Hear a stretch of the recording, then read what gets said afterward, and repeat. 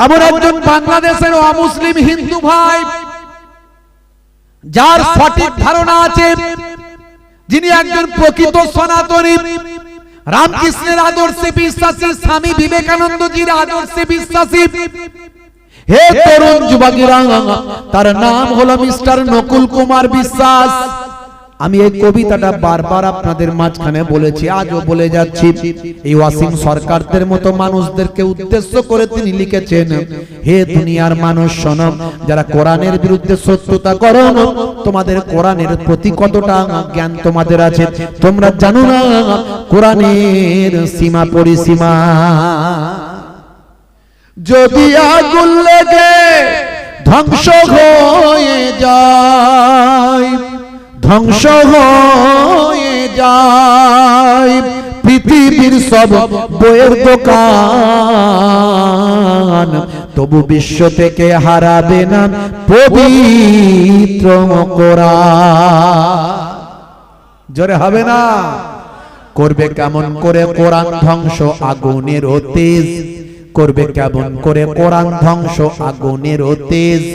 আছে বিশ্বে ভরা অগণিত কোরআনে হাফেজ, তারা ছাপি আসমানি গ্রন্থ, তারা ছাপি আসমানি গ্রন্থ, বাঁচাবে ইসলামের সম্মান,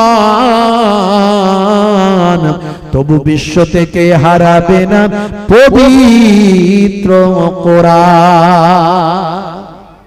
আমার কথা নয়, এটা একজন অমুসলিম হিন্দু ভাইয়ের কথা। বুঝতে পারছেন? বড় বড় অথার পণ্ডিতেরা আমার নবীর সম্পর্কে কথা বলেছে। ঐতিহাসিক হিস্টোরিয়ান স্মিথ বলেছেন, by a fortune absolutely unique in history, ইতিহাসের বিরল চরিত্র হলো প্রফেট মুহাম্মদুর রাসূলুল্লাহ। জোরে বলুন সুবহানাল্লাহ। এনসাইক্লোপিডিয়া, বিশ্বকোষ, সারা পৃথিবীর মানুষ চেনে।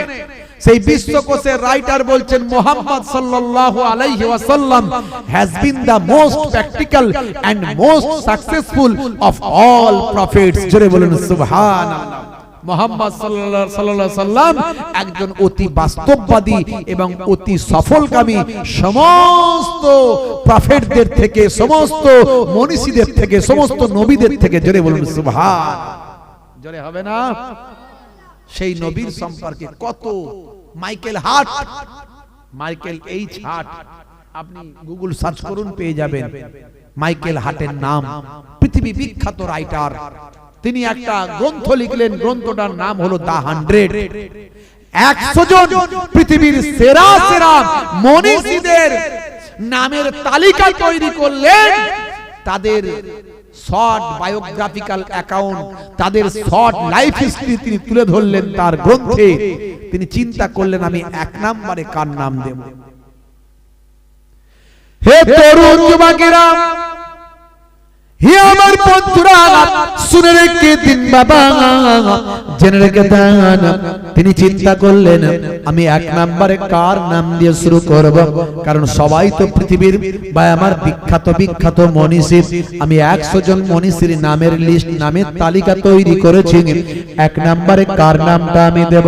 হে তরুণ যুবকেরা, হে আমার বন্ধুরা, শুনে রেখে দেন, জেনে রেখে দেন। এমন সময় দেখতে পাওয়া যায় মাইকেল হার্ট চিন্তা করলেন, আমি একজন মানুষের নামের তালিকা একজন মানুষকে দিয়ে শুরু করি, যিনি 1450 বছর আগে পৃথিবীর বুকে এসেছেন, কিন্তু তার বাণীটা আজও পৃথিবীর মানুষের কাছে গ্রহণীয়, আর আজও পৃথিবীর মানুষের কাছে গ্রান্টেড। আজও পৃথিবীর মানুষ সেগুলো স্মরণ করে, আজও পৃথিবীর মানুষের কাছে বিজ্ঞান আর বাস্তবতা প্রমাণিত।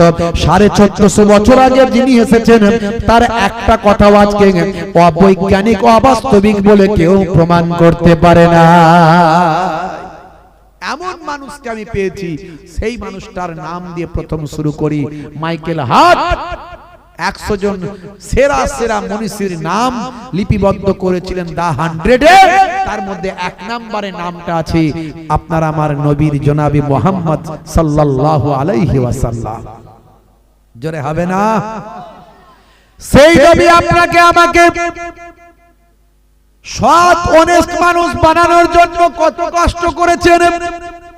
হে তরুণ যুবকেরা, ন্যায়কে প্রতিষ্ঠা করার জন্য তারা যখন অন্যায়ের উপর অন্যায়কে সাপোর্ট করছে, ন্যায়কে ধূলিসাৎ করে দিতে চায়, সব অনেস্ট, নম্রতা, ভদ্রতা, ন্যায়পরায়ণতা এগুলোকে যখন তারা ধ্বংস করতে চায়, তখন আল্লাহর নবীকে রুখে দাঁড়াতে হয়েছে। নবীর সাহাবায়ে কেরামেরা তখন প্রতিরোধ করেছেন। প্রতিরোধ করতে গিয়ে যুদ্ধ হয়েছে। আল্লাহর প্রতি অবিচল বিশ্বাস আর নবীর প্রতি অকুণ্ঠ ভালোবাসা তাদের হৃদয়কে শক্তিশালী করেছেন। মুখেতে আল্লাহু আকবারের ধ্বনি, হাতে নিয়েছেন তলোয়ার। এইভাবে তারা লড়াই করেছেন।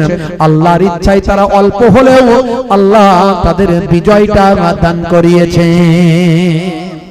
কিন্তু ইসলামে কোন যুদ্ধ আগে বেড়ে যুদ্ধ নয়, আগে বেড়ে কোন যুদ্ধ নাই। প্রত্যেকটা যুদ্ধ হলো প্রতিরোধমূলক যুদ্ধ। জোরে বলুন সুবহান। বন্ধুরা আমার, তরুণ যুবকেরা আমার, হে আমার মুরব্বিয়ানিরা, হে যুবকেরা, শুনে রেখে দিন বাবা, জেনে রেখে দেন। হে মুসলমান, একটু লক্ষ্য করুন। 1450 বছর আগে আল্লাহর নবী কত কষ্ট করেছেন, কত মেহনত করেছেন, কত ত্যাগ স্বীকার করেছেন, কত জালেমদের দ্বারাই তিনি জুলুমের শিকার হয়েছেন, কত সাহাবায়ে কেরামকে, নিরীহ মানুষকে তারা হত্যা করেছে, শহীদ করে দিয়েছেন, কত নিরীহ মানুষকে মেরে ফেলেছে। বাবা, হে তরুণ যুবকেরা, আল্লাহর নবী প্রতিরোধ করেছেন। এইভাবে ইসলাম প্রতিষ্ঠিত হয়েছে, এইভাবে দ্বীন ছড়িয়ে পড়েছে। আল্লাহর নবী ন্যায় বিচার দিয়েছেন, মানুষের অধিকারের কথা তুলে ধরেছেন, মানুষের ন্যায় পরায়ণতার কথা তুলে ধরেছেন। আল্লাহর নবী শক্তি সাহস আল্লাহর নবী ভায়ামান মানুষের কাছে প্রকাশ ঘটিয়েছেন। হে তরুণ যুবকেরা, হে আমার বন্ধুরা, আজও দেখবেন যাদের ক্ষমতা আছে তারা ক্ষমতার অপব্যবহার করছে। আজও দেখবেন আপনি মাদসানায় বাইরে আমার বড় শক্তি ছোট শক্তিকে তারা গ্রাস করে নিচ্ছেন। বড় বড় পাওয়ারফুল বাবা যারা শক্তিশালী, তারা ছোট ছোট পাওয়ারফুল ছোট ভাই আমার ছোট মানুষগুলোকে তারা আত্মসাৎ করে ফেলছে, ধ্বংস করে দিচ্ছে। এর নমুনা ইতিহাসের শুরু থেকেই আছে।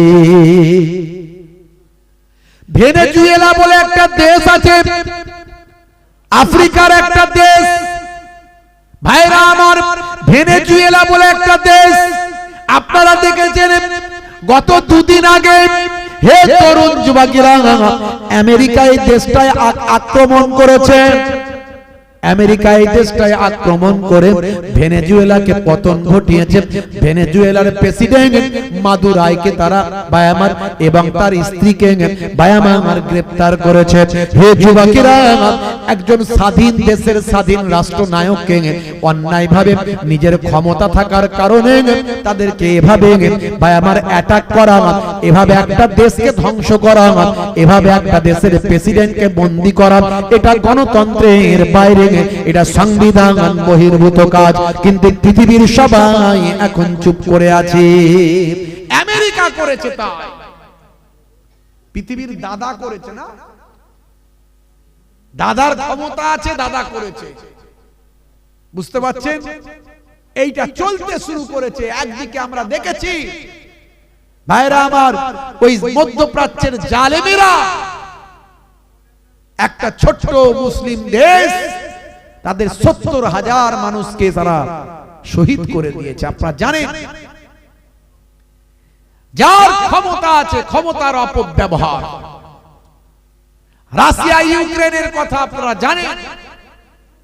আজকে ভেনেজুয়েলা, তাকে ধ্বংস করতে চলেছে আমেরিকা। বন্ধুরা আমার, তরুণ যুবকেরা আমার, গণতন্ত্রের বাইরে, সংবিধানের বাইরে, এটা কখনো সংবিধান স্বীকৃত নয়। জাতিসংঘ আজকে চুপ করে আছে, রাষ্ট্রপুঞ্জ চুপ করে আছে, পৃথিবীর বড় বড় দেশগুলো চুপ করে আছে।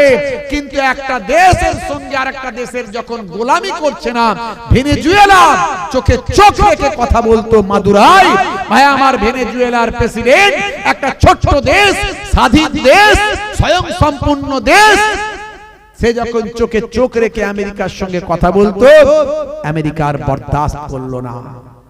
বুঝতে পারছেন? আল্লাহর নবী এই অন্যায়ের বিরুদ্ধে কথা বলেছিলেন। মাইট ইজ রাইট, জজ্জার মুল্লুক তার চলবে না, সকলের সমতা দিতে হবে, সবাই সমান। সাম্যবাদ 1450 বছর আগে আমার নবী কায়েম করেছেন। কি ব্যবহার দেখিয়েছেন। হে তরুণ যুবকেরা, হে আমার বন্ধুরা, পৃথিবীর বড় বড় মাথার পণ্ডিতেরা আল্লাহর নবীর চরিত্রে তারা মুগ্ধ হয়েছে। নবী 1450 বছর আগে যা বলেছেন, আজকের যুগে মানুষ মুগ্ধ হয়েছে। কেসিয়াস কেলে থেকে Tyson, Gary Miller, Jennifer Michael Jackson, হে তরুণ যুবকেরা, মিস্টার ডিউ ডেভিস থেকে মিস্টার ব্রেইন, পৃথিবীর বড় বড় অথার পণ্ডিতেরা তারা আমার নবীর কথাতে মুগ্ধ হয়েছে, তারা বিশ্ব নবীর চরিত্রে মুগ্ধ হয়েছে, তারা অবাক হয়ে গিয়েছে, তারা দয়ার নবীর শিষ্যত্ব গ্রহণ করেছে। নবী যা বলেছেন সবের মধ্যে বিজ্ঞান আছে, বাস্তবতা আছে। হে তরুণ যুবকেরা, আমার 1450 বছর আগে আল্লাহর নবী বললেন, কুকুর যদি কোনো পাত্রে মুখ দেয়, কোন পাত্র যদি কুকুর চেটে নেয়, মুখ দেয়, খেয়ে নেয়, তাহলে সেই পাত্রটাকে 7 বার মাটি দিয়ে তোমরা ধুয়ে নাও, মাটি দিয়ে মেজে নিয়ে 7 বার তোমরা ধুয়ে নাও। হে তরুণ যুবকেরা, সায়েন্স পরীক্ষা করে দেখলো নবী যা বলেছেন সবের মধ্যে বাস্তবতা আছে, সবের মধ্যে বিজ্ঞান আছে। তারা চেষ্টা করে দেখলো, নবীর কথাটা মেলানোর চেষ্টা করলো, দেখলো 6 বার পর্যন্ত ধোয়ার পরেও, মাটি দিয়ে ধোয়ার পরেও সামান্য একটু জার্ম থেকে যাচ্ছে, কিন্তু 7 বার যখন মাটি দিয়ে ধৌত করা হচ্ছে তখন ওই পাত্র থেকে সম্পূর্ণ কুকুরের মুখ দেওয়ার কারণে যে জার্ম ছিল, জীবাণু ছিল, সেই জীবাণুটা ধুয়ে সাফ হচ্ছে। দেখেছেন? কারণ নবীর কথা মিলে যায়। তার কারণ হলো নবী নিজের ইচ্ছায় কোনো কথা বলেন না। 1450 বছর আগে নবী বলেছেন, যদি কোনো পাত্রে মাছি লেগে যায়, মাছি পড়ে যায়, ওই মাছিটাকে পুরো ডুবিয়ে নাও, মানে ওই মাছিটাকে পুরো ডুবিয়ে নাও। দেখছেন এসব কথা কোথায় পাবেন? কোন মহাপুরুষ বলেছে আমাকে বলুন? কোন মহাপুরুষ বলেছে? এই জন্যই বলা হয়েছে Islam is a complete code of life.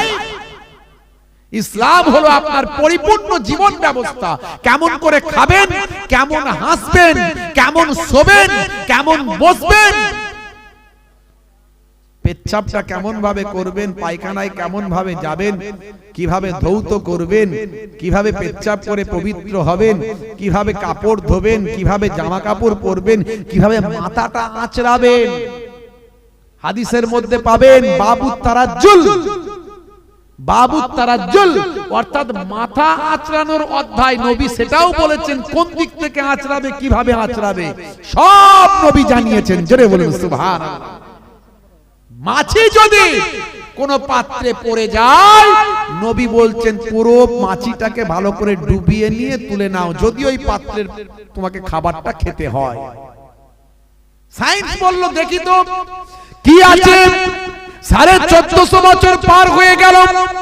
নবী যখন কথাগুলো বলেছিলেন তখন কোন সায়েন্স ছিল না, কোন বিজ্ঞান ছিল না, কোন প্যাথোলজি ছিল না, কোন যন্ত্রপাতি ছিল না, স্টেথোস্কোপ, ব্যারোমিটার, থার্মোমিটার, মাইক্রোস্কোপ, অনুবীক্ষণ যন্ত্র ছিল না। 1450 বছর আগে কোন রকম ইকোকার্ডিওগ্রাফি মেশিন ছিল না, কোন নাসা ছিল না, ইসরো ছিল না। 1450 বছর আগে দয়ার নবী যখন বলেছিলেন সেই সময়ে সবকিছু আবিষ্কার হয়নি, কিন্তু 1450 বছর আগে নবী বললেন কোন পাত্রে যদি মাছি পড়ে যায়, মাছিটাকে পুরোটাই ডুবিয়ে নাও। হে তরুণ যুবকেরা, 1450 বছর পার হয়ে গেল, নবীর কথাকে নিয়ে গবেষণা হলো। সায়েন্স বলছে নবী ঠিকই বলেছেন। নবী বলছেন বাবা ভাই আমার, নবী যা বলেছেন ঠিকই বলেছেন। মাছির একটা ডানাতে জীবাণু থাকে আর একটা ডানাতে জীবাণুনাশক ঔষধ আল্লাহ দিয়েছে। জোরে হবে না? আজকে এমনি মেসুত ওয়াজিলের মতো মানুষ, সাদিও মানের মতো মানুষ, হাসি মামলার মতো মানুষ, এরা আমার আপনার ওই নামাজ দাঁড়ি টুপি দেখে এরা নবীর শিষ্য হয়। আমাদের তো মুসলমান 100 জনের মধ্যে 5 ওয়াক্ত নামাজ মনে হয় 90 জন পড়ে না। আমি কি কথাটা ভুল বলছি ভাই? হ্যাঁ বলে। ইমাম সাহেবকে জিজ্ঞাসা করেন ফজরের নামাজে কজন, বলছে আমি আর মুয়াজ্জিন 2 জন। বুঝতে পারছেন কতগুলো বুড়ো মানুষ, মুরব্বী মানুষ আসে হুজুর, কিন্তু যা ঠান্ডা পড়েছে তারা আবার হাঁপানি কাশানি রুগী সব, তারা আর আসতে পারে না, ঘরেই পড়ে। হ্যাঁ, আর যুবক ছেলেরা কোনটা দিয়ে আজান হয় আর কোনটা দিয়ে যায় ওরা টেরই পায় না, খবরই পায় না। ওরা তো রাত্রে 1টা-2টো পর্যন্ত ফ্রি ফায়ার পাবজি খেলে, ওই খেলে টেলে ঠিক টাইমে ওদের আজানের টাইমে ঘুমটা আসে। কথা ঠিক না ভুল বলেন? হ্যাঁ, তাহলে আমাদেরকে দেখে নিশ্চয় কেসিয়া স্কেলের মতো বিশ্ব হেভিওয়েট 3 বার চ্যাম্পিয়ন, পৃথিবী বিখ্যাত মানুষ মাইকেল জ্যাকসন, পপ তারকা, যিনি মারা যাওয়ার পরে গুগলে এত সার্চ হয়েছিল মাইকেল জ্যাকসনকে নিয়ে, যে গুগলের সার্ভার পৃথিবী থেকে 4 ঘন্টার জন্য হারিয়ে গিয়েছিল, গুগল খুঁজে পাওয়া যায় না পৃথিবীতে। সেই মাইকেল জ্যাকসন মারা যাওয়ার আগে বুঝেছিল, সব শাস্ত্র পড়েছিল, সব ধর্মগ্রন্থ পড়েছিল, শেষে কোরআন পড়ে বিশ্ব নবী পড়ে বিশ্ব নবীকে জেনে দয়ার নবীর শিষ্য হয়ে মিকাইল নাম নিয়েছিল। জোরে হবে না? এমনি নয়, আমাকে আপনাকে দেখে তারা বিশ্ব নবীর শিষ্য হয়নি। যদি আমাকে আপনাকে দেখতো তারা আমার আপনার থেকে ইসলাম থেকে দূরে সরে চলে যেত। এখন আমার অমুসলিম হিন্দু খ্রিস্টান জৈন বৌদ্ধ আমাদেরকে দেখে আর দেখে বলে এই হলো মুসলিম, দেখো এই হলো মুসলিম। না নামাজ পড়ে, না ভালো কাজ করে, না সত্য কথা বলে, না ভালো ভালো কাজ করে, ভাই আলছেটে বাড়াচ্ছে, ওজনে ঠকাচ্ছে, 2 নম্বরি করছে, চিটিংবাজি করছে, তাস খেলছে, জুয়া খেলছে, পেচ্ছাপ করে পবিত্র হয়নি, আর কত রকমের অন্যায় যে করছে তার কোনো ঠিক নাই। এই আমাদেরকে দেখে এখনকার সমাজের হিন্দু খ্রিস্টান জৈন বৌদ্ধ বলে এই হলো মুসলিম। আসলে ঠিকই বলেছে, এটা মুসলিম, এটা মুসলিম নয়, এটা মুসলিম নয়, এটা মুসলিম, এটা মুসলমান, এটা মুসলমান নয়। ঠিকই বলেছে, এটা মুসলমান। যদি মুসলমান দেখতে হয় তাহলে বই পড়তে হবে, আবু বকর সিদ্দিককে দেখতে হবে, ওমর ফারুককে দেখতে হবে, হযরত আলীর জীবনী পড়তে হবে, হযরত শেরে খোদার কথা পড়তে, শেরে খোদা আলীর কথা পড়তে হবে, হযরত খাজা গরিব নওয়াজের জীবনী জানতে হবে, পীর আবু বকর সিদ্দিকের জীবনী জানতে হবে।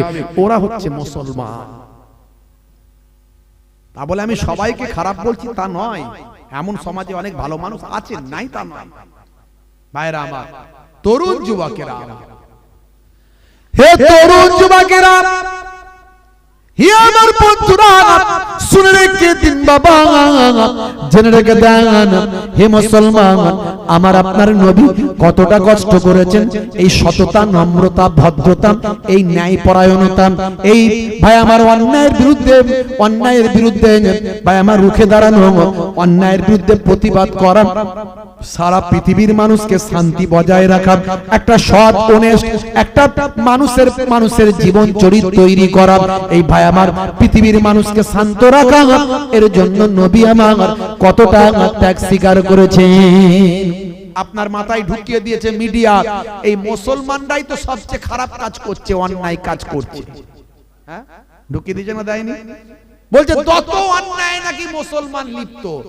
হ্যাঁ, কিছু অন্যায় লিপ্ত আছে যারা ওই মুসলমান নয়, ওরা মুসলমান, ওরা কিছু অন্যায় করছে, কিন্তু সব অন্যায় মুসলমানরাও করে না।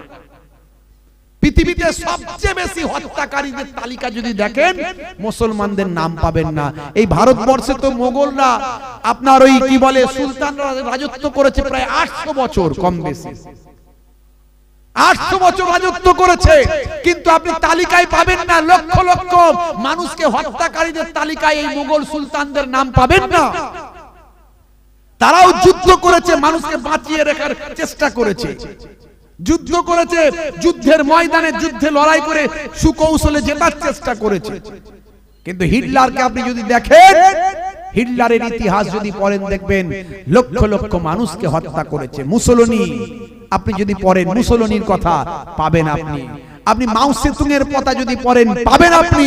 আপনি যদি সেখানে পান, আপনি যদি পড়েন, আপনি সেখানে সম্রাট অশোকের কথা যদি পড়েন দেখবেন লক্ষ লক্ষ মানুষ তাদের দ্বারা হত্যা হয়েছে।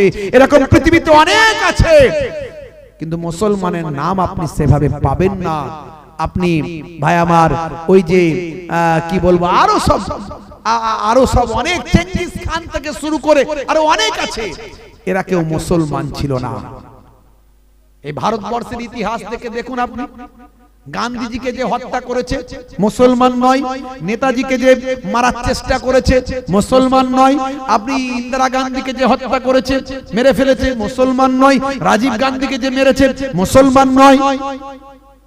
দেখুন আপনি, বরং নেতাজিকে বাঁচানোর জন্য যে গুলি খেয়েছে তার নাম হলো কর্নেল নিজামউদ্দিন, সে একজন মুসলমান। মুসলমানদের ইতিহাস দেখবেন আপনি ভালো করে খোলা মন দিয়ে পড়বেন, এদের মধ্যে যারা সত্যিকারের মুসলমান এরা দেশের জন্য নিজেদের জীবনকে উৎসর্গ করেছে। আজও ইন্ডিয়া গেটে গিয়ে দেখবেন 93,000 স্বাধীনতা সংগ্রামীদের নাম লেখা আছে যারা দেশের জন্য জীবন উৎসর্গ করেছে। তার মধ্যে ভাই আমার কিছু কম বেশি 63,000 মুসলমানের নাম আছে, সবচেয়ে বেশি মুসলমানের নাম আছে, জোরে বলুন সুবহানাল্লাহ।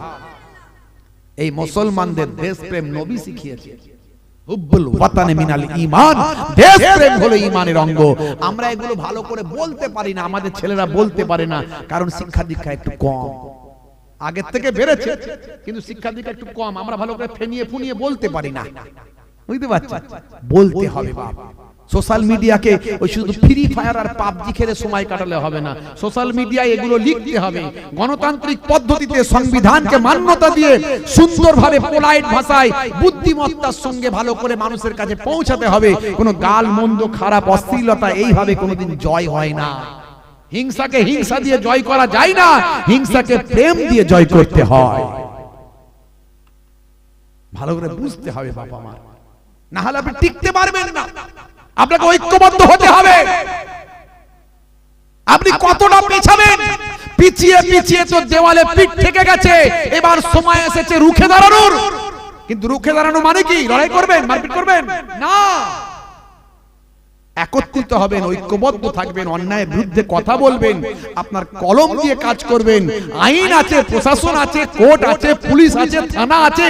আজও আমার ভারতবর্ষের আইন কথা বলে, আজও আমার সংবিধানকে আমরা স্যালুট জানাই। আছে, অত সহজ নয়, এখনো ধ্বংস হয়ে যায় বন্ধুরা আমার। তাই আপনাদেরকে সম্মিলিতভাবে ঐক্যবদ্ধ হতে হবে, নালে পিছিয়ে পিছিয়ে দেওয়ালে পিঠ থেকে গেছে। আপনার ঘরের সন্তানকে দেখলি তো ভাই আমার কটূক্তি, তাচ্ছিল্য, বাঁকা চোখে তাকানো করছে কিছু মানুষ। ওটা কিছু মানুষ, সবাই খারাপ নয়। লড়াইটা তো হিন্দু মুসলমানের লড়াই নয়, লড়াইটা হলো গণতন্ত্রকে বাঁচানোর লড়াই। কিছু মানুষ চেষ্টা করছে এটাকে হিন্দু মুসলমানের লড়াইয়ে রূপ দেওয়ার, কিন্তু মাথায় রাখবেন 26,000 যে চাকরি গেল তার মধ্যে সবচেয়ে বেশি হিন্দুদের চাকরি গেছে। উত্তরপ্রদেশে 69,000 যে চাকরি গেল এটা সবচেয়ে বেশি হিন্দুদের চাকরি গেছে। যত ক্ষতি হচ্ছে আজকে দেখুন, এই যে পুলওয়ামা, এই পুলওয়ামা যে যত আমাদের দেশের বীর জওয়ানরা মারা গেল তার মধ্যে সবচেয়ে বেশি হিন্দু সম্প্রদায়ের মানুষ ছিলেন, আমাদের দেশের সৈনিক ছিলেন। ক্ষতি কিন্তু সবচেয়ে বেশি ঠান্ডা মাথায় দেখলে দেখবেন আমার হিন্দু ভাইদের হচ্ছে। কিন্তু এক শ্রেণীর মানুষ রাজনীতি করে সব গুলিয়ে দিয়ে হিন্দু মুসলমানের লড়াইয়ে পরিণত করছে। বন্ধুরা আমার, সবচেয়ে বেশি ব্যাংকে টাকা রাখে আমার অমুসলিম হিন্দু সম্প্রদায়ের মানুষরা। ব্যাংকে টাকা কারা বেশি রাখে? আরে মুসলমানদের তো 85% মানুষ খেটে খাওয়া মানুষ, কথা ঠিক না বলুন? দিন আনে দিন খায়, হয় রাজমিস্ত্রি, নালে লেবার, না হলে রুটির দোকানে কাজ করে, নালে এমব্রয়ডারি, নালে মাঠে মজুরি খাটে। এদের 15% ধনী সম্প্রদায়ের মানুষ আছে মুসলিম সম্প্রদায়ের, 85% গরিব। আর ঠিক উল্টোটা আমার অমুসলিম হিন্দু ভাইদের মধ্যে সবচেয়ে বেশি চাকরি বাকরি, ব্যবসা বাণিজ্যে, ডেভেলপমেন্ট আপনি 60% ধরতে পারেন যারা খুব ভালো ভালো ভালো কন্ডিশনে আছে, আরো বেশি তো কম নয়। টাকা বেশি ব্যাংকে কাদের থাকে? অমুসলিম হিন্দু ভাইদের।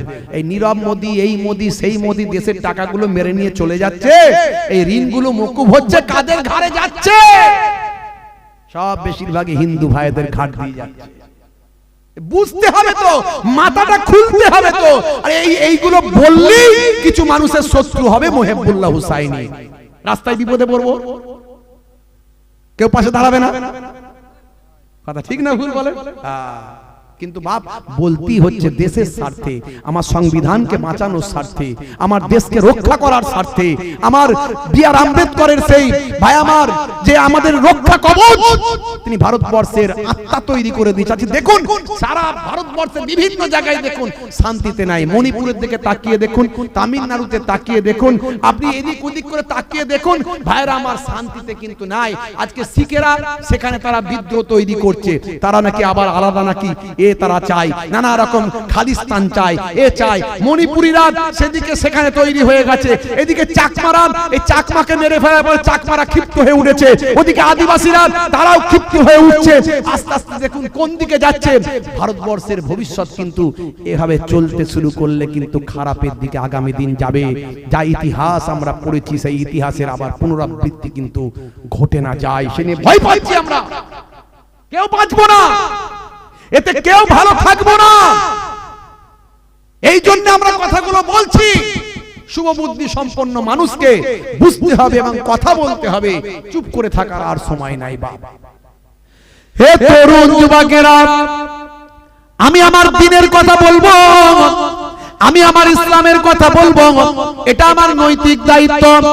একজন মুসলিম হিন্দু ভাই তিনি সনাতনীর কথা বলবেন, এটা তার নৈতিক দায়িত্ব। তার কাছে তার ধর্মটা বড়, আমার কাছে আমার ধর্ম বড়। তার মানে আমি আমার ধর্মকে ভালোবাসি, মানে অন্য ভাইয়ের ধর্মকে আমি কখনো ঘৃণা করতে পারি না। হে তরুণ যুবকেরা, এটাই আমাদের কৃষ্টি কালচার, এটাই আমাদের ভারতের সংস্কৃতি। বিবিধের মাঝে দেখো মিলন মহান। ভাইরা আমার, এটাই আমাদের চির পরিচিত একটা জিনিস। আর 1450 বছর আগে আল্লাহর কোরআন বলেছেন, লাকুম দীনুকুম ওয়ালিয়া দীন, তোমার ধর্ম তোমার কাছে আর আমার ধর্মটা আমার কাছে। যখন মক্কার কুরাইশরা কুফারেরা এই অসীম সরকার বলছে যে অমুসলিমদেরকে যেখানে পাইবা সেখানেই হত্যা করিবা, এই যে বলছে না, এটা আসলে তখনকার প্রেক্ষাপটে যাদের সঙ্গে সন্ধি চুক্তি হয়েছিল, চুক্তি অমান্য করে যারা মুসলমানদের হত্যা করেছিল, তখন আল্লাহ নির্দেশ দিচ্ছেন যারা তোমাদের হত্যা করেছে তোমরা তাদের যেখানে পাইবা সেখানে হত্যা করিবা। বুঝতে পারছেন? এটা এখনকার প্রেক্ষাপটে নয়, সাধারণ মানুষের জন্য নয়। এই রকম এই সূরাটা যখন আল্লাহর নবীর সঙ্গে চুক্তি হয়েছিল, বা তারা আবার একটা চুক্তি করতে চেয়েছিল যে কিছুদিন আমরা তোমাদের ধর্ম মানব, কিছুদিন তোমরা আমাদের ধর্ম মানবে, কোনো দ্বন্দ্ব থাকবে না। নবী বললেন, আমি তো ধর্মকে জোর করে চাপিয়ে দিচ্ছি না, লা ইকরাহা ফিদ্দিন, ধর্মে কোনো জবরদস্তি নাই। আমি আমার থিওরিটা আমি মানুষের কাছে প্রকাশ ঘটাচ্ছি, আমি আমার বক্তব্যটা বলছি, যার মানতে মন যায় মানবে, না মন যায় না মানবে, এতে দ্বন্দ্ব করার কি আছে? তখন তারা বলেছিল কিছুদিন তোমরা আমাদের ধর্ম মানো, আমরা কিছুদিন তোমাদের ধর্ম মানি। তখন আল্লাহর নবী বললেন, লা আবুদু মা তা'বুদুন, আমি যার ইবাদত করি তোমরা তার করো না, আবার তোমরা যার ইবাদত করো আমি তার করি না। শেষে আল্লাহর নবী বললেন, আল্লাহ বলে দিলেন, বলে দাও লাকুম দীনুকুম ওয়ালিয়া দীন, তোমার ধর্ম তোমার কাছে, আমার ধর্ম আমার কাছে। জোরে বলেন সুবহানাল্লাহ। তাহলে কোনো দ্বন্দ্ব নাই ইসলামে। বুঝতে পারছেন ভাইরা আমার, তরুণ যুবকেরা আমার, মুরব্বিয়ানেরা আমার, আজকে কোন জায়গায় পৌঁছে গেছে এই ধর্মের দ্বন্দ্ব করতে করতে। আজকে শিক্ষিত মানুষ, বুদ্ধিমান মানুষ, জ্ঞানী মানুষ, আপনার গ্রামের যদি একটা লোক অন্যায় করে তাকে ধরে শাস্তি দিতে হবে, আইনত ব্যবস্থা নিতে হবে, কোর্ট করতে হবে, কোর্ট রায় দেবে, পুলিশ তাকে ধরে নিয়ে গিয়ে জেলে ঢুকিয়ে দেবে, এটাই তো নিয়ম। একটা আপনার গ্রামের কেউ অন্যায় করলো মানে আপনার গ্রামের সবাই দোষী হয়ে গেল?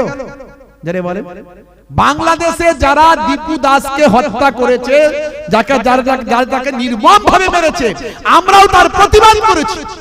শুধু আমরা আফরাজুলের বেলায় প্রতিবাদ করি তা নয়, আমরা শুধু ওই জুয়েল রানার বেলায় প্রতিবাদ করি তা নয়, আমরা আখলাক জুনায়েদের বেলায় প্রতিবাদ করি তা নয়, আমরা দীপু দাসের বেলাতেও প্রতিবাদ করেছি, আজও করে যাচ্ছি। আমরা বলছি দেখুন, এই দাড়ি টুপি জুব্বা মাথায় দিলি হুজুর হয় না, দাড়ি টুপি জুব্বা পরলি হুজুর হয় না, নবীর আদর্শ নিয়ে চলছে তা নয়। কারণ যারা বাংলাদেশে আমাদের মতো হুজুর সেজে স্টেজে বক্তব্য দেয়, ভালো করে দেখবেন ওরা কোনো না কোনো একটা রাজনৈতিক দলের নেতা। যেমন গেরুয়া পরলি স্বামী বিবেকানন্দজি হয় না, গেরুয়া পরলি ভাই আমার কোন সাধু সন্ত হয়ে যায় না। গেরুয়া আমরা ত্যাগের প্রতীক বলি, গেরুয়াকে আমি সম্মান করি, স্বামীজিকে আমি রেসপেক্ট করি, স্যালুট জানাই। কিন্তু এখন গেরুয়া পরে অনেকে রাজনীতি করছে, মানুষকে মারতে বলছে, তরোয়াল নিতে বলছে, হত্যা করতে বলছে। দেখছেন না এরা কি স্বামীজির আদর্শ মানছে? গেরুয়া পড়লেই যেমন সাধু হওয়া যায় না, স্বামীজি হওয়া যায় না, স্বামী বিবেকানন্দজি হওয়া যায় না, তেমন বাংলাদেশের ওই টুপি পরে দাড়ি রেখে জুব্বা পরে স্টেজে গরম গরম ভাষণ দিচ্ছে, ভাববেন না যে ওরা হুজুর। এটা আমার দেশের মানুষকে বোঝাতে পারছি না। ওরা রাজনীতির নেতা, ওরা রাজনীতি করছে টুপি দাড়িওয়ালা নিয়ে, যাতে করে বাংলাদেশে ভোট ভাগ করে ওরা ঠিক মুসলিম ভোটটা পেয়ে ওরা জিতে যায়। এখানে যেমন করছে ওখানে তেমন। ভাইরা আমার, এটা বুঝবে যখন আমার দেশ আমার রাজ্যের মানুষ। যদি দেরি হয়ে যায় তখন কিন্তু আর রেকটিফাই করা যাবে না, পার হয়ে গেলে আর রেকটিফাই করা যাবে না। ভাইরা আমার, আমাদেরকে প্রত্যেককে সচেতন হতে হবে, সজাগ হতে হবে। আমরা আমাদের প্রত্যেককে ঐক্যবদ্ধ থাকতে হবে, একে অপরের বিপদের পাশে দাঁড়াতে হবে। এটা মাথায় রাখবেন। দলবাজি পড়ে আর দলবাজি করার জায়গা নাই। দেওয়ালে পিঠ থেকে গেছে, কে দেওবন্দি, কে বেরেলি, কে আহলে হাদিস, কে লামাযহাবি, কে ফুরফুরা, কে তালতলা, কে গোলতলা, কে লাল পাটির, কে নীল পাটির, কে সবুজ পাটির, কে হলুদ পাটির, যা আছে বুকে আছে। কিন্তু আপনার প্রতিবেশী যখন বিপদে পড়বে, কোন দল দেখবেন না পাশে গিয়ে তখন রক্ষা করুন, পাশে গিয়ে দাঁড়ান। কারণ দেওয়ালে পিঠ থেকে গেছে, না হলে আপনিও পরে নিরাপত্তা পাবেন না।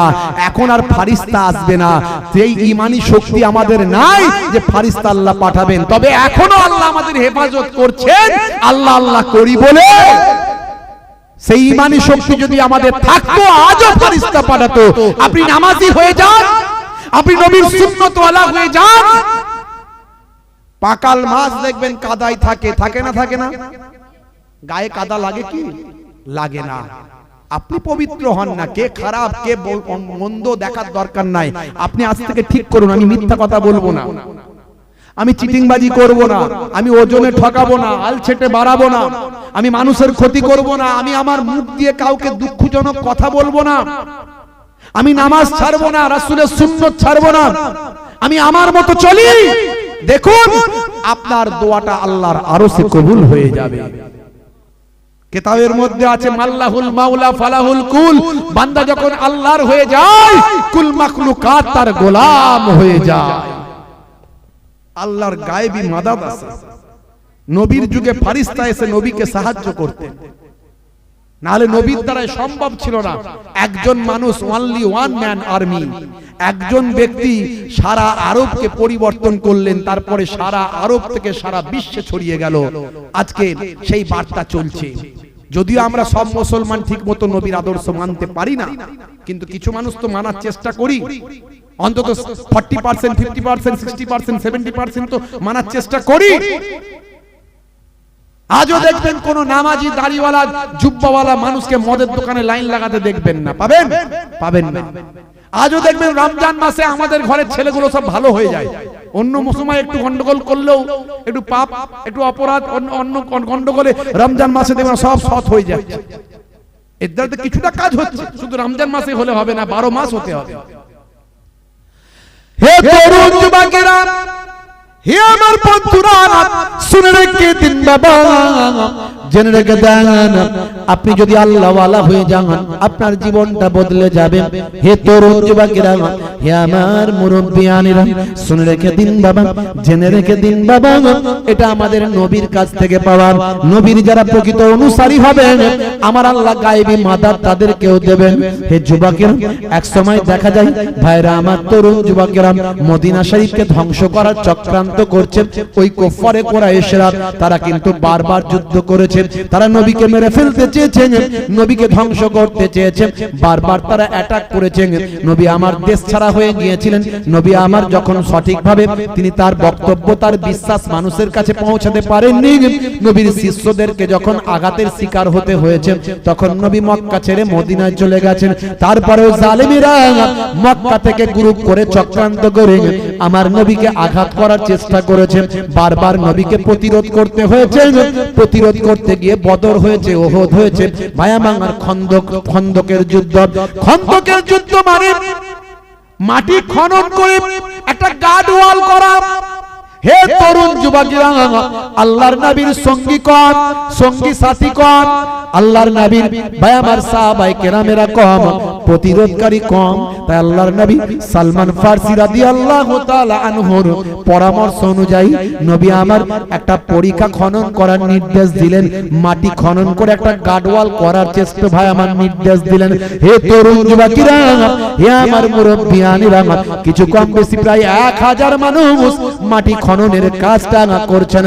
দয়ার নবী নিজেও এমন কমান্ডার, নিজেও তিনি ভাই আমার মাটি খননের কাজ করছে। নেতারা কোনোদিন কাজ করবে নাকি? নেতারা শুধু অর্ডার করবে, চেয়ারে বসে থাকবে, তাই না? আর আমার নবী এমন নেতা, সবাই কাজ করছে, নবীও করছেন। আর নবীর কাজ দেখে সবাইয়ের হৃদয় আরো স্পিড বেড়ে যাচ্ছে, আরো কাজ দ্রুত হচ্ছে, যে আমার নবী কাজ করছে। হে তরুণ যুবকেরা, হে আমার বন্ধুরা, কয়েকদিন ধরে ক্ষুধার্ত, খাবার নাই, সব খাবার শেষ হয়ে গেছে।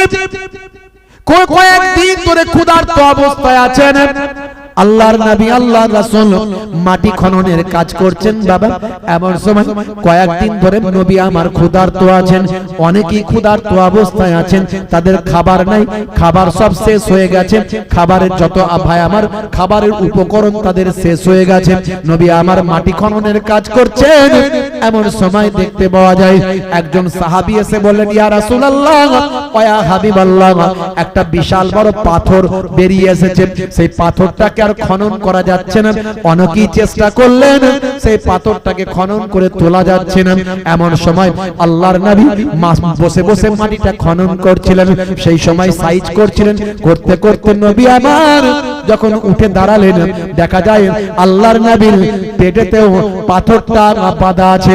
ক্ষুধার যন্ত্রণায় নবী আমার কষ্ট পাচ্ছেন।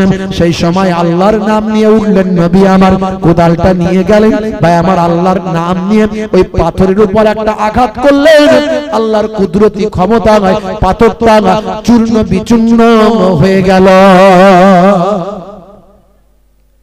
বন্ধুরা আমার, তরুণ যুবকেরা আমার, সেই সময় দেখা যায় আল্লাহর নবী একজন সাহাবী, নাম হলো হযরতে জাবের রাদিয়াল্লাহু তাআলা আনহু। হযরতে জাবের আল্লাহর নবীর এই সিচুয়েশনটা দেখে বড় কষ্ট পেলেন। আরে আমার নবী কয়েকদিন থেকে ক্ষুধার্ত অবস্থায় আছেন, নবীরা পেটেতে পাথর বাঁধা আছে ক্ষুধা যন্ত্রণা নিবারণের জন্য। আরে আমার নবী এত কষ্ট পাবেন, আর আমি জাবের কেমন করে এখানে থাকতে পারি? সঙ্গে সঙ্গে আল্লাহর নবীর ফলোয়ার, আল্লাহর নবীর সঙ্গী, আল্লাহর নবীর প্রেমিক, নবীর সাহাবী বাবা ছুটতে ছুটতে নিজের বাড়িতে গেলেন। স্ত্রীকে বললেন, হে আমার প্রিয়তমা, বাড়িতে কোনো খাবার কি আছে বলো, বাড়িতে কোনো খাবার কি কিছু আছে? যে অবস্থা আমি আজকে দেখেছি, সেই অবস্থায় আমি কেমন করে থাকতে পারি, কেমন করে টিকতে পারি? আমার দয়ার নবী পেটেতে পাথর বেঁধে কাজ করছেন। আহারে, সেই অবস্থা দেখে আমি আর সহ্য করতে পারি না। ও আমার প্রিয়তমা, বলো বাড়িতে কোনো খাবার আছে কি? সেই সময় ভাই আমার হযরতে জাবেরের স্ত্রী বললেন, ও আমার প্রিয়তম স্বামী, সামান্য কিছু জবের আটা, সামান্য কিছু জবের আটা আছে, আর একটা ছোট্ট ছাগল আছে, ওই একটা ছোট্ট ছাগল আছে, আর সামান্য জবের আটা আছে। এমন সময় হযরতে জাবের বললেন, হে আমার প্রিয়তমা স্ত্রী, তুমি ওই একটা জবের আটা, সামান্য জবের আটা থেকে রুটি বানাতে শুরু করো, আর ওই একটা ছাগলকে তুমি গোশত তৈরি করে তরকারি তৈরি করে ফেলো। আমি আমার নবীকে এখনই নিয়ে আসবো, নিয়ে এসে আমার নবীকে একটু মেহমানদারি করব। স্ত্রী বলল, হুজুর, হে আমার প্রিয়তম স্বামী, শোনেন, নবী আসবেন ঠিক আছে, নবীর সঙ্গে আর দু একজন হলে ঠিক আছে, কিন্তু ওখানে তো শুনছি অনেক মানুষ, হ্যাঁ ওখানে তো অনেক মানুষ, দেখবেন বেশি জন যদি চলে আসে লজ্জায় মুখ রাখতে পারবো না, লজ্জায় মুখ রাখতে পারবো না। এই এত মানুষ যদি চলে আসে সামান্য খাবার কার গালে দেবেন, সেই সাবধানতা অবলম্বন করে আল্লাহর নবীর কানে কানে দাওয়াতটা দেবেন। চিল্লে বলে ফেলবেন না সবাই ক্ষুধার্ত আছে কিন্তু উপায় নাই, খাবার নাই, কি করব? হে তরুণ যুবকেরা, হে আমার বন্ধুরা, শুনে রেখে দিন বাবা, জেনে রেখে দেন। হে মুসলমান একটু লক্ষ্য করো, এমন সময় দেখতে পাওয়া যায় হযরতে জাবের চলে গেলেন খন্দকের ময়দানে, গিয়ে বললেন কানে কানে, ইয়া রাসূলুল্লাহ, হাবিবাল্লাহ, আমি আপনার অবস্থা দেখতে পেয়েছি হুজুর, আমি বুঝতে পেরেছি আপনি আমাদের থেকেও আরো বেশি ক্ষুধার্ত আছেন, কয়েকদিন ধরে আপনার খাওয়া হয়নি। হুজুর বেয়াদবি নেবেন না, আমি জাবের আপনাকে দাওয়াত দিচ্ছি, আমার বাড়িতে সামান্য জবের আটা আছে আর একটা ছোট্ট ছাগল আছে, তাই আপনি এবং আরো কয়েকজন মাত্র হাতে গোনা কয়েকজনকে সঙ্গে নিয়ে আপনি আমার বাড়িতে চলুন, আজকে আমার বাড়িতে আপনার মেহমানদারির ব্যবস্থা করব হুজুর। হে তরুণ যুবকেরা, আল্লাহর নবী মুচকি হাসলেন, হেসে বললেন বাবা জাবের, শুনে রেখে দাও, জেনে রেখে দাও, ওই খাবারটা তৈরি করার পরে তুমি এই খাবারটাকে খুলবে না, ওই খাবারটাকে দেখবে না, খাবারটা চাপা দেওয়া থাকবে, আমি নবী যাওয়া পর্যন্ত ওই খাবারে তোমরা হাত লাগাবে না। ভাই আমার, আল্লাহর নবী এই কথা জাবেরকে বলে দিলেন, যাও তুমি তোমার স্ত্রীকে গিয়ে এটা বলে দেবে, খাবারটা তৈরি হওয়ার পরে খাবারের চাপা যেন ভাই আমার খুলে না ফেলে, ভাই আমার ওই অবস্থায় যেন রেখে দেয়, আমি নবী যাওয়া পর্যন্ত খাবার যেন তারা না দেখে কেউ, এইভাবে যেন থাকে।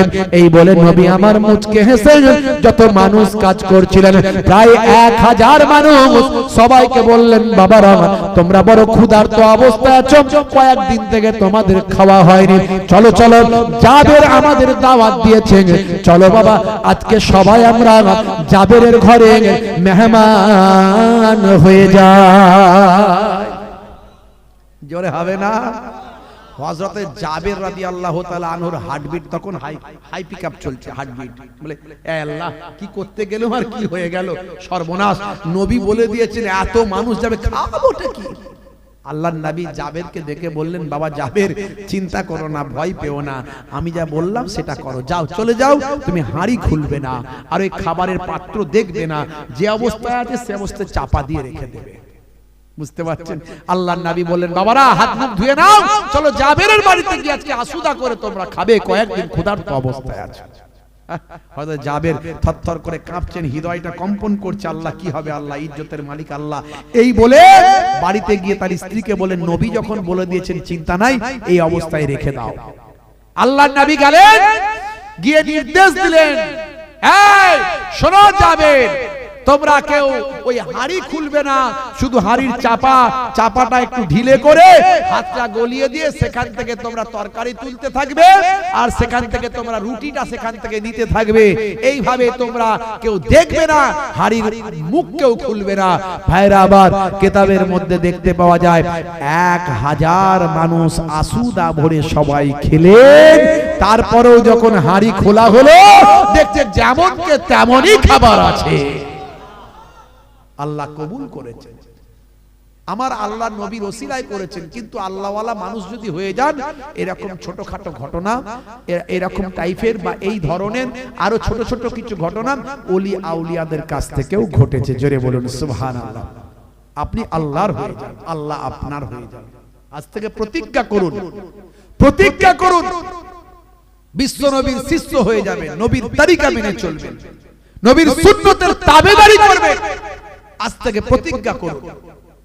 ভাইরা আমার, হে তরুণ যুবকেরা, আল্লাহ বলছেন বান্দারে, তোরা নামাজ ছেড়ে দিবি না, নামাজের মধ্যে দিয়ে আমি তোদের দোয়াটা কবুল করব। কিতাবের মধ্যে এসেছে আস্তাইনু বিসসাবরি ওয়াসসালাম, বান্দা তোরা আমার কাছে সাহায্য প্রার্থনা কর ধৈর্য এবং নামাজের মাধ্যমে। বান্দা তোরা আমার কাছে সাহায্য প্রার্থনা কর ধৈর্য এবং নামাজের মাধ্যমে। নামাজটা ছেড়ে দিবি না বান্দা, নামাজটা তোরা পড়বি। 82 বার আল্লাহ নামাজের কথা বলেছেন, 82 বার আল্লাহ নামাজের কথা বলেছেন। মুসলমান নামাজ ছেড়ে দিয়েছি, অথচ দেখুন ভালো করে খেয়াল করুন, নামাজ যদি আপনি 5 ওয়াক্ত পড়েন আপনার একটা ভালো ব্যায়াম কিন্তু অধ্যয়ন হচ্ছে।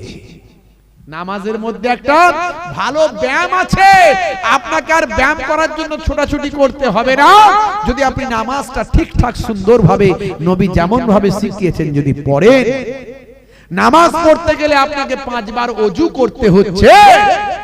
বিজ্ঞানের দাওলাতে আমরা জানতে পেরেছি এমন কিছু জীবাণু আমাদের শরীরে অ্যাটাক করে যে জীবাণুগুলোকে খালি চোখে দেখা যায় না। যে অংশগুলো শরীরের যে অংশগুলো ওপেন থাকে, খোলা থাকে, জীবাণুগুলো সেই অংশে এসে অ্যাটাক করে। আমাদের মুখ, আমাদের হাত, আমাদের পা, আমাদের ঘাড়, এগুলোতে যখন আমরা 5 বার ওযু করি ওই জীবাণুগুলো ধুয়ে চলে যায়।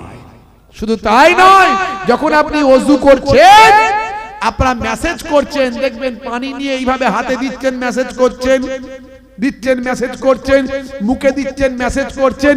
সায়েন্স বলছে এটা স্বাস্থ্যের জন্য ভালো, ব্লাড সার্কুলেশন ভালো হয়, আমাদের নার্ভগুলো শান্ত থাকে, মনটা স্বচ্ছ হয়ে যায়, মনে শান্তি বিরাজ করে।